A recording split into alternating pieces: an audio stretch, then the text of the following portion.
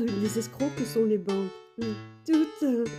Ça fait 2-3 jours d'affilée où je tombe sur ce petit monsieur qui explique qu'il voulait reprendre de l'argent sur son compte bancaire, 2000 €. Et la banque postale a dit: vous allez me justifier. Justifier quoi? C'est mon pognon, j'ai rien à te justifier. Vous allez me justifier. Monsieur a fait un scandale et a menacé de retourner le bureau. Oui, je l'ai fait aussi. Il a fini dans le bureau du directeur. Oui, moi aussi. Et monsieur a justifié de ce qu'il allait faire de ses 2000 €. Mais, vu qu'il a baissé son froc, le directeur a décidé qu'il allait l'enculer à sec. Et puis un grand coup, pouf! Il lui a dit: vous allez devoir me donner des factures justificatives.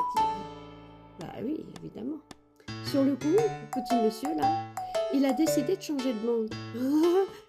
Il a demandé à faire la clôture du compte et faire virer son argent sur un autre compte.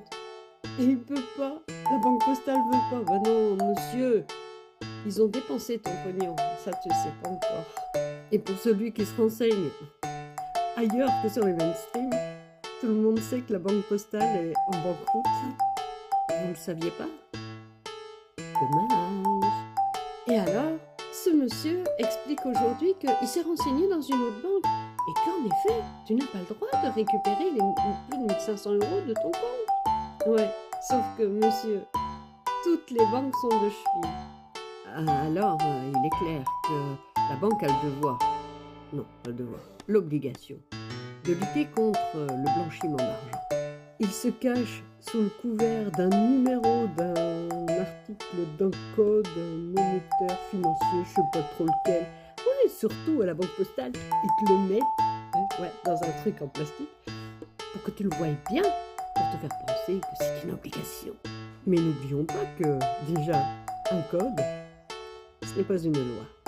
Et mieux, n'oublions pas que lorsque tu as ouvert ton compte bancaire, qu'est-ce que tu as ouvert en réalité? Tu as signé un contrat entre un banquier et toi. Avec une entreprise. Reprends ce contrat et lis-le bien.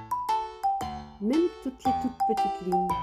Je peux te certifier que dans ce contrat, nulle part, même au tout petit, il n'est pas écrit que tu seras obligé de justifier les dépenses que tu fais. Un contrat se doit d'être respecté. Et lorsqu'il y a modification, les deux parties doivent être d'accord. Ça, c'est la règle des contrats.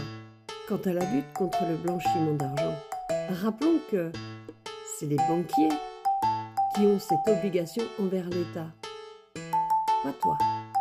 S'ils voulaient réellement lutter contre le blanchiment d'argent, ils feraient attention aux grosses entreprises et surtout à l'État. Oui, il n'y a pas plus mafieux que la mafia elle-même. Alors certes, les banques n'aiment pas les gens qui connaissent leurs droits. Et celui qui ne veut pas se soumettre, eh bien, il va rentrer dans une grosse bataille. Et elle n'est pas perdue. Si moi j'avais un conseil à vous donner, dès que vous avez le moindre euro qui arrive à la banque, allez le rechercher. Ne leur laissez plus d'argent. Comme ça, ils ne seront plus maîtres de votre pognon. Pourquoi les banquiers aujourd'hui exigent tout ça? Parce qu'on les a laissés faire. Il faut remettre de la discipline dans le jeu. Ah bah oui, c'est comme toi, tu récupères la marmaille Montessori et toi t'es un parent ghetto-souris. Au départ, ça fait grincer des dents un peu. Mais tout rentre toujours dans l'ordre. Allez, force et courage à tous ceux qui, comme moi, n'aiment pas se faire enculer.